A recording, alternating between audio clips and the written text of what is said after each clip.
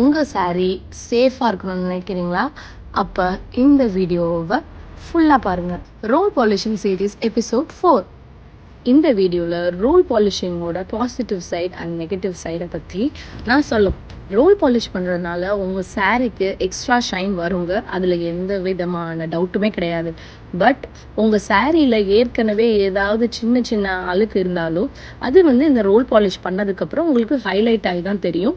நிறைய பேர் நினைப்பீங்க, என்னடா ஜஸ்ட் மிஷினில் உள்ளே விட்டால் அது ரோல் பண்ணி வரப்போகுது, இதுக்கு எதுக்கு இவ்வளோ விளம்பரம்னு நினைப்பீங்க. பட் இதுலேயும் ஒர்க் இருக்குங்க. ஒவ்வொருத்தரோட கான்ட்ரிபியூஷனும் இதில் இம்பார்ட்டண்ட். பாலிஷ் பண்ணுறவங்களும் சரி, அதில் மெஷினில் ரோல் பண்ணுறவங்களுக்கும் ஒவ்வொரு வேலையும் இங்கே இம்பார்ட்டண்ட்டுங்க. கான்சன்ட்ரேஷன் இதுலேயும் வேணுங்க. அப்போ தான் சாரீ பர்ஃபெக்டாக ஃபினிஷிங் வரும்.